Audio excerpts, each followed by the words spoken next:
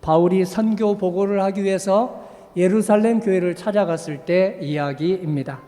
바울은 야고보 목사님을 찾아가서 인사드리고 문안했습니다.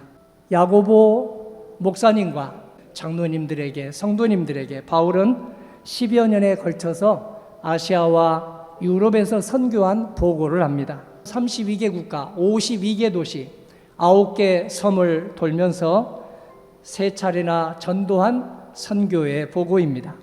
바울은 선교지에서 어떤 사람들이 복음을 전할 때 예수님을 구주로 영접했는지, 하나님의 역사가 얼마나 신묘막측했는지 야고보 목사님과 장로님들에게 간증을 했습니다. 바울은 모두가 하나님이 하신 일이다 하고 영광을 돌렸습니다. 그 말을 들은 야고보도 하나님께 영광을 돌렸습니다. 야고보는 그런데 바울에게 한 가지 풀어야 될 문제가 생겼다고 했습니다. 바울이 유대 풍속을 무시하고 모세를 무시한다는 소문이 있어서 유대계 출신들이 동요하고 있다고 했습니다. 그래서 유대계 성도들은 여전히 모세율법, 할례 이것을 이방인까지 받지 않으면 구원에 이르지 못한다고 확신하고 있었거든요. 바울은 성경 전체를 통해서 율법을 무시한 적이 없습니다. 거짓된 사람들이 바울을 매장하기 위해서 왜곡된 소문을 퍼뜨린 것입니다. 그래서 유대인인 디모데에게는 할례를 베풀었어요. 비유대인인 디도에게는 할례를 베풀지 않았습니다.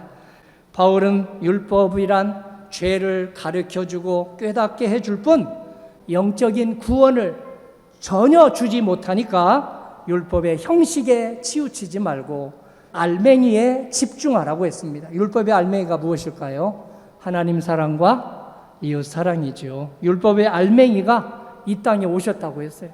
오셔서 사랑으로 율법을 완성시켜 주셨다고 했습니다.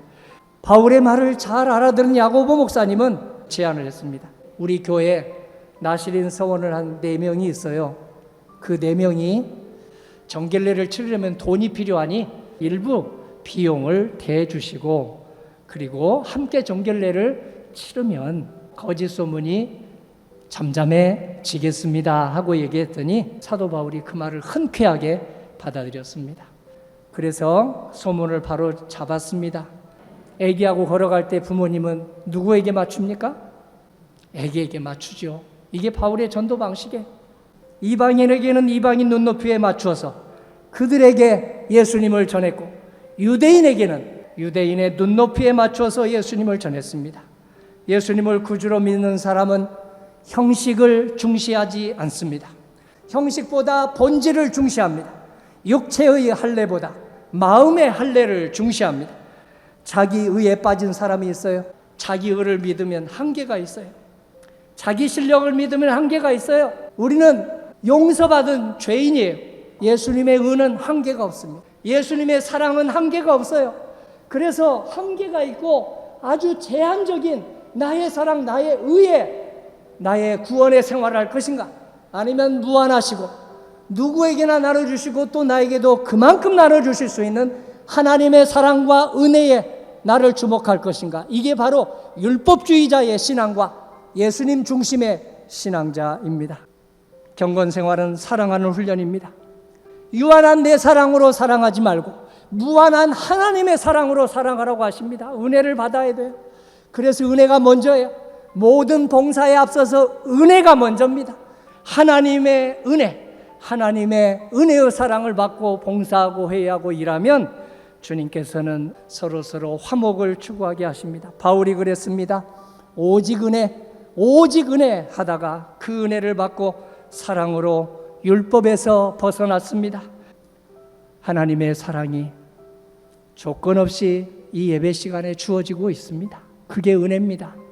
이 말씀이 우리 속에 부어질 때 우리 속에 아멘하고 받아들이면 이제 집착을 끊을 거예요.